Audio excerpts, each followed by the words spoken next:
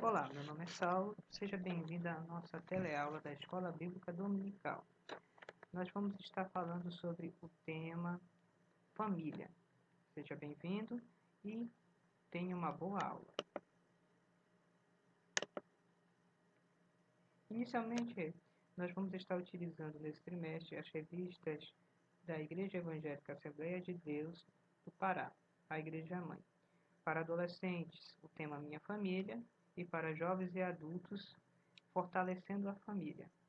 São temas justamente do currículo extra do PEC, que é o Programa de Educação Cristã Continuada. A lição de número 1 tem como tema Família, uma instituição divina. Textual é Gênesis capítulo 1, verso 28. Então Deus os abençoou e lhes disse: frutificai e multiplicai-vos, enchei a terra e sujeitai-a. Os objetivos da nossa aula é reconhecer que a família é uma instituição de origem divina, discorrer sobre as funções básicas do núcleo familiar e compreender os propósitos de Deus para a sua família. Nós temos alguns versículos para serem lidos durante a semana. Vamos somente estar lendo o versículo sem a referência. Você pode estar acompanhando pelo vídeo. Criou, pois, Deus o homem à sua imagem. A imagem de Deus o criou. Homem e mulher os criou. Ora, a serpente era o mais astuto de todos os animais do campo, que o Senhor Deus tinha feito. E esta disse à mulher: é assim que Deus disse: não comereis de toda a árvore do jardim? Continuando, porém inimizade entre ti e a mulher, entre a tua descendência e a sua descendência. Esta te ferirá a cabeça, e tu lhes ferirás o calcanhar. Abel também trouxe dos primogênitos das suas ovelhas e da sua gordura. Ora, atentou o Senhor para Abel, para a sua oferta. A Sete também nasceu um filho, a quem pôs o nome de Enos. Foi nesse tempo que os homens começaram a invocar o nome do Senhor. Ora, o Senhor disse a Abrão: sai-te da tua terra, da tua parentela e da casa de teu pai, para uma terra que eu te mostrarei. Temos também como leitura bíblica Gênesis capítulo 1, do verso 26 ao verso 28. Diz da seguinte maneira: e disse Deus: façamos o homem à nossa imagem, conforme a nossa semelhança. Domine ele sobre os peixes do mar, sobre as aves do céu, sobre os animais domésticos, e sobre toda a terra, e sobre todo o réptil que se arrasta sobre a terra. Criou, pois, Deus o homem à sua imagem. A imagem de Deus o criou. Homem e mulher os criou. Então Deus os abençoou e lhes disse: frutificai e multiplicai-vos, enchei a terra e sujeitai-a, dominai sobre os peixes do mar, sobre as aves do céu e sobre todos os animais que rastejam sobre a terra. Vamos também ter nesse momento hinos de louvor e de adoração, 107 e o hino 400.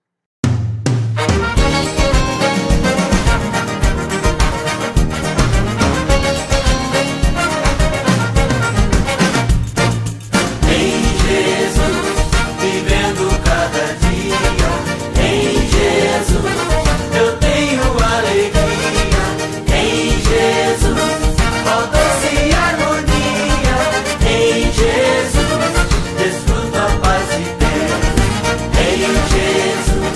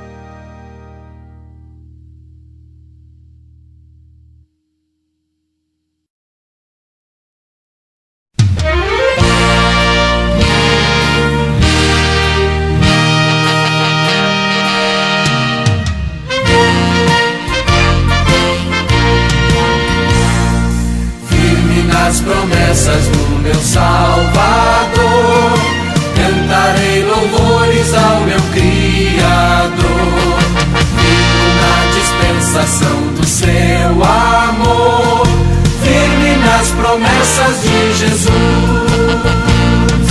Firme, firme, firme nas promessas de Jesus, ó Cristo. Firme, firme, sim, firme nas promessas de Jesus. Firme nas promessas, hei de não falhar, quando as tempestades vêm me assolar.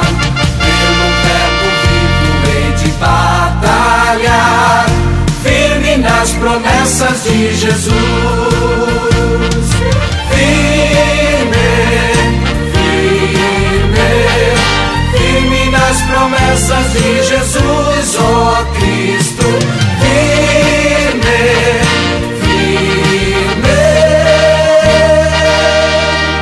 sim, firme nas promessas de Jesus. Firme nas promessas, sempre vejo assim purificação no sangue para mim. Na liberdade em Jesus sem fim, firme nas promessas de Jesus. Firme, firme, firme nas promessas de Jesus, ó Cristo. Firme, firme, sim, firme nas promessas de Jesus. Firme nas promessas do Senhor Jesus, em amor ligado com a sua cruz. Cada dia mais alegro-me na luz, firme nas promessas de Jesus.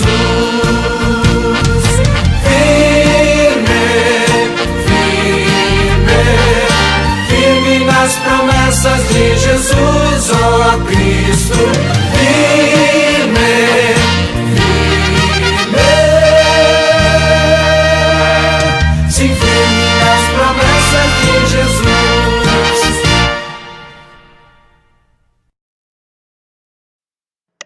Vamos falar sobre agora o resumo da nossa lição. Primeiro, a origem da família, dividido em a primeira instituição, a primeira família, o pecado e as suas consequências. Parte 2, a família, a finalidade da família, dividido em companheirismo, realização mútua e geração e educação de filhos. Parte 3, o propósito para a família, dividido em crescimento pessoal, cultuar a Deus e canal de bênçãos. E, por fim, aplicação pessoal. Vamos iniciar. Dentro da nossa introdução, fazemos a seguinte pergunta para que você possa refletir. O que é uma família? Qual é a finalidade da família? Quais os propósitos da família? Primeiramente, segundo Câmara, na página 6, que é justamente a comentarista principal da nossa revista, a pastora Rebeca Câmara, diz da seguinte maneira: a família é a mais importante instituição criada por Deus para a formação e equilíbrio da sociedade. Primeiramente, o núcleo familiar ele é formado basicamente de pais e filhos. E por meio da família que o plano de Deus se realiza na humanidade, porque Deus ele abençoa a família como seu propósito e seu alvo. Podendo continuar um pouquinho, nós temos a origem da família. Dentro desse nosso diálogo, nós devemos entender que a família tem uma origem no coração de Deus e foi por ele instituída. Foi o propósito de Deus criar a família e não dos homens. Primeiramente, é a primeira instituição. Em Gênesis capítulo 1, diz da seguinte maneira: no princípio criou Deus os céus e a terra era sem forma e vazia. E também diz no verso 12 que Deus criou a natureza e todas as coisas, e disse que tudo era bom. Então, toda essa criação que Deus fez é boa e foi por Deus criada boa. E também coloca que o homem foi criado à imagem e à semelhança de Deus. A partir do barro, a sua costela, dali criou Eva. É interessante a gente lembrar que até então, no capítulo 1, no capítulo 2, não existia o nome Adão, somente homem e mulher. Esses significados vêm justamente depois, originando com a palavra Adão, que tem um sentido de terroso no hebraico original. E é interessante a questão de Deus ter tirado de Adão para ter criado Eva. Nós vamos falar um pouquinho mais disso na próxima sessão. A primeira família. No verso 28, coloca de maneira bem clara que Deus idealizou a família ao criar o homem e mulher e determinou: frutificai e multiplicai-vos, enchei a terra e sujeitai-a. Foi a missão que Deus deu para nós, né? Primeiramente, é simbólico ter tirado Deus das costelas de Adão para ter criado uma companheira e uma auxiliadora, conforme está no capítulo 2, verso 18. A união do casal ela é vista como um pré-requisito para a formação da família. Precisamos ter inicialmente um casal. E para ser criada essa família, Deus olhou um objetivo. Primeiramente, disse que não é bom que o homem fique só. Então, criou essa adjuntora. E, por segundo, propagar a própria espécie humana. Quando nós podemos ler que não é bom que o homem fique só, não entenda somente o homem como gênero masculino. Entenda como o ser humano. Também não é bom que a mulher esteja só. Deus colocou essa necessidade no coração do homem, no coração da mulher, e também com essa necessidade a possibilidade de propagar a espécie por meio dos seus filhos. Gênesis capítulo 2, verso 24, já deixa a orientação para criar as famílias. Interessante que colocou em Gênesis capítulo 2, verso 24, na primeira família já disse, já instituiu o que iria acontecer.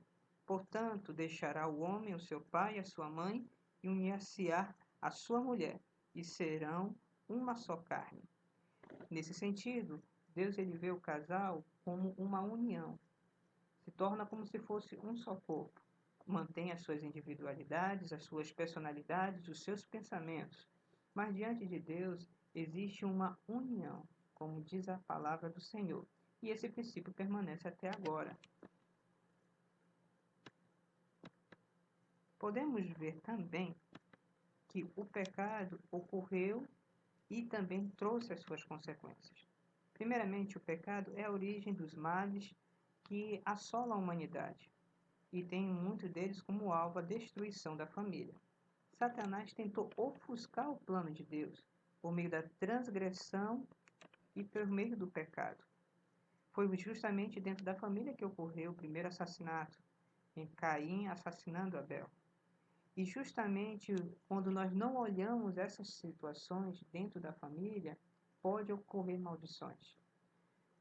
Segundo a passagem bíblica, na queda do homem, em Gênesis capítulo 3, vai colocar de maneira bem clara que ao homem ele foi condenado a sustentar sua família por meio de suor e dores. Por meio do seu esforço ele iria trazer o sustento, a manutenção da sua casa. A sua mulher sofreria dores de partos e teria a submissão ao homem. Lembrando que essa ideia de submissão, até mesmo relacionada aos seus desejos, não quer dizer de maneira nenhuma que a mulher é inferior ao homem, mas que dentro do seu lar, dentro da sua casa, existe uma liderança que é o homem como cabeça. E que a mulher vai estar ali colaborando, auxiliando, caminhando, construindo junto com o homem. Como terceiro, maldição, a terra iria produzir abrolhos e espinho. Desta maneira ela seria maldita, ela iria fazer uma resistência ao trabalho. Então, quanto mais o homem trabalhasse, a terra não ia dar a sua força imediata. Precisaria de muita labuta e muito esforço para poder conquistá-la. Não temos na revista, mas podemos ressaltar também a quarta maldição. Satanás teria uma inimizade com os filhos, por causa que viria deles aquele que esmagaria a sua cabeça. Desta maneira, Satanás sempre iria perseguir a espécie humana, colocando várias adversidades e problemas.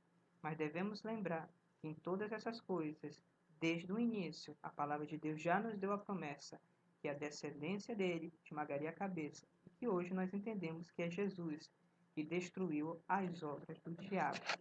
Fiquemos com essa promessa e não nos esqueçamos disso. Vamos continuar com a próxima sessão, finalidade da família.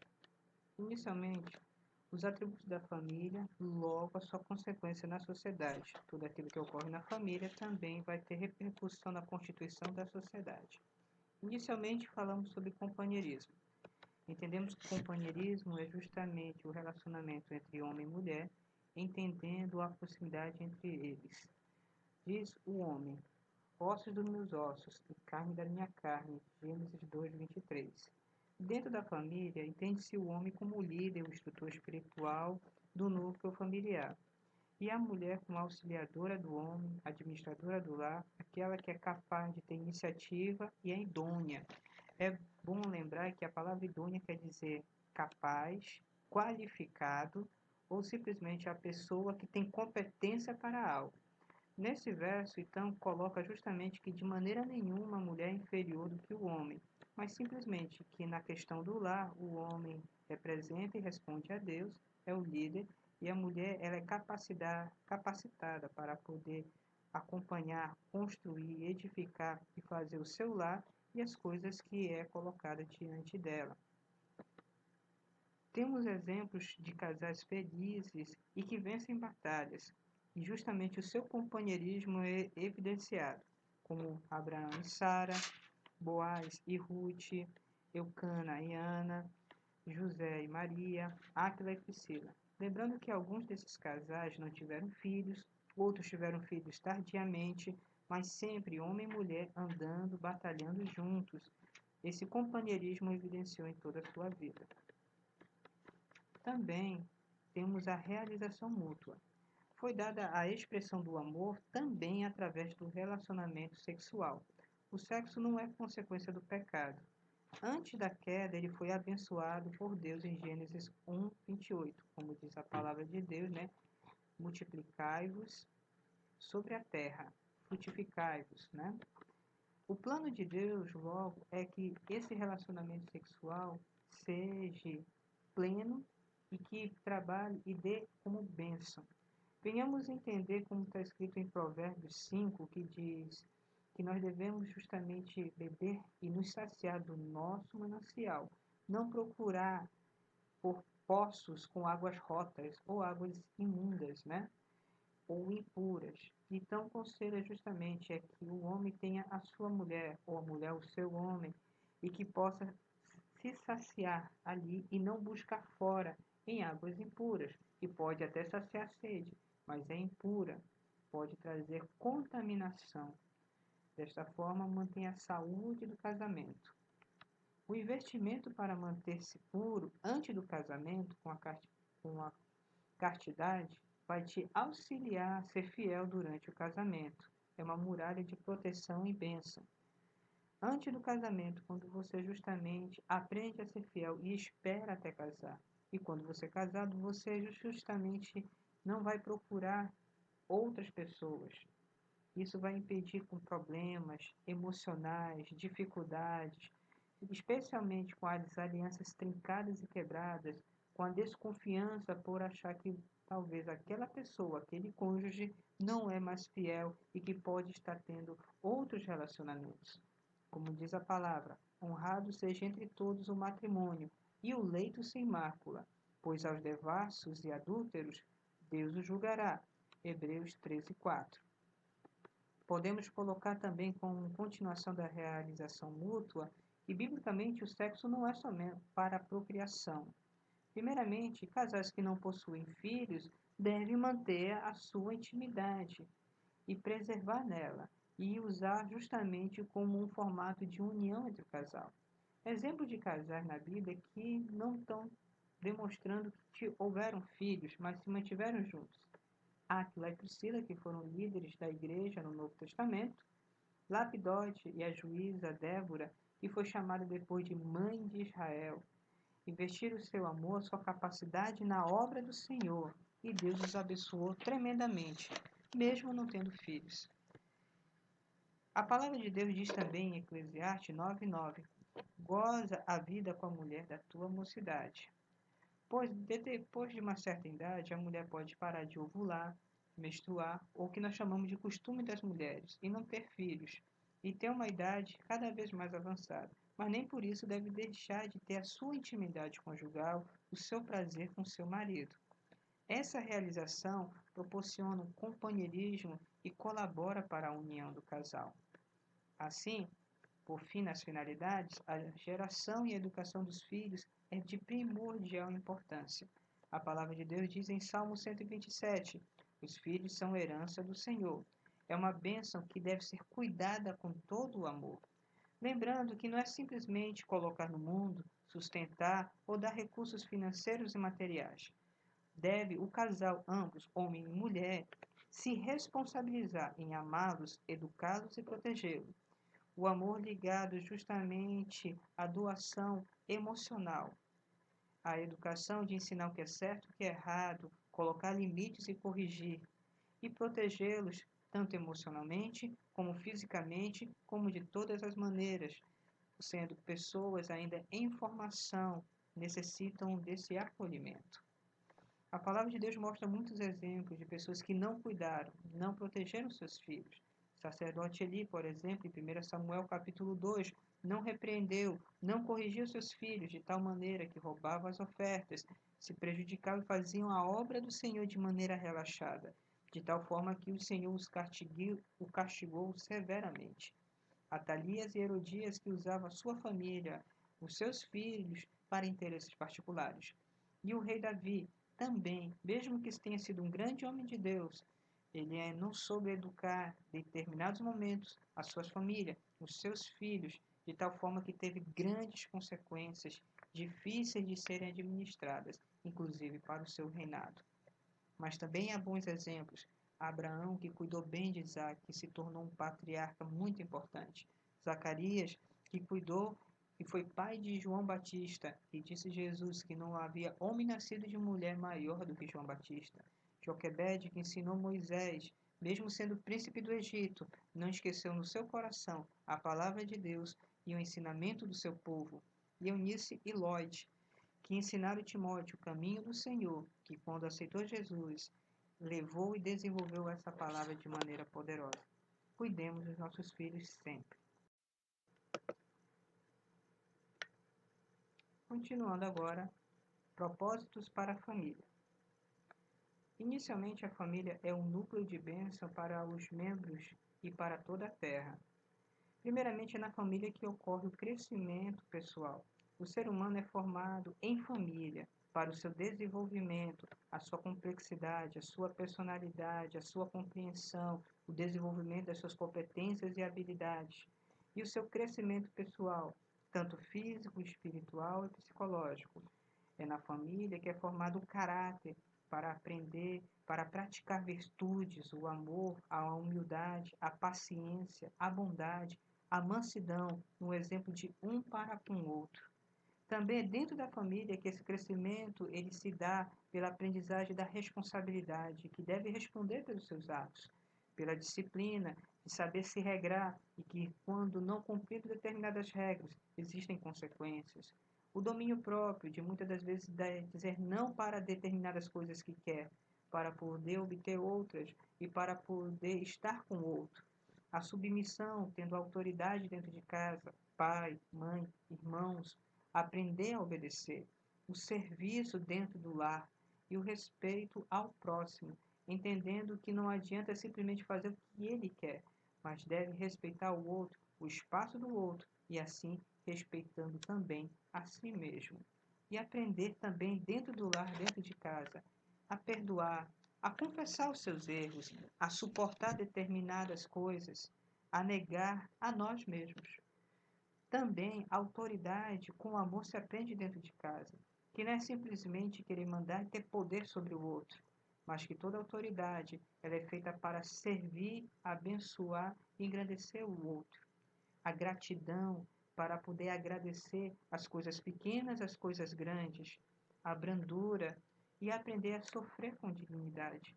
Muitas das vezes, coisas justas ou injustas, nós aprendemos dentro do lar, Por isso que as coisas que ocorrem é para o nosso crescimento pessoal e nos tornarmos seres humanos melhores. Também podemos colocar como propósito da família cultuar a Deus. É no lar que nós aprendemos a cultuar, aprendemos a termos um relacionamento com Deus por meio dos valores, experiências mútuas e individuais. Oração dentro de casa, agradecer o alimento, ler a Bíblia, começar a reconhecer os seus erros e querer mudar, pedir forças do Senhor. É muito difícil ser crente em casa. Muitas das vezes é mais fácil ser crente na rua, mas ser um servo de Deus dentro de casa, com as pessoas que nos conhecem, nossas qualidades e defeitos, Deus quer que nós aprendamos a ser isso dentro de casa. Então, mostrar em família o primeiro assassinato por não aprender a cultuar o Senhor da maneira correta. Mas a restauração houve dentro da família também, quando os filhos de Enos começaram a buscar o Senhor. Então, a restauração de uma sociedade começa dentro das famílias, justamente em colocando aquela família, colocando no centro dela a presença de Deus, os mandamentos do Senhor, a vontade divina. A família unida cultua o Senhor e faz grandes progressos, grandes crescimentos, e Deus abençoa poderosamente. Quero ressaltar aqui Josué, capítulo 24, verso 15, que diz: porém eu e minha casa serviremos ao Senhor. Desta forma, estamos caminhando para a finalização e podemos dizer o seguinte, que a família é um canal de bênção. Normalmente, a violência e a destruição está ligada à desagregação familiar, a sua destruição em razão da idolatria ou da retirada de Deus do centro da família. A família, a Bíblia Sagrada fala justamente da família de Noé, que no seu reinício houve a restauração pela família de Noé. Antes dela, justamente você vai ver várias situações que a família foi desagregada, que justamente não ocorre a obediência, o respeito, o amor dentro de casa. E quando nós não aprendemos, querido, os valores básicos dentro do nosso lar, não vamos aprender na rua, não vamos conseguir constituir, porque é necessário esses valores para nós.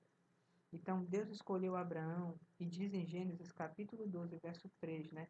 E seriam benditas todas as famílias da terra, por meio da bênção da obediência de Abraão, de seguir ao Senhor em uma terra estranha, amando a sua família.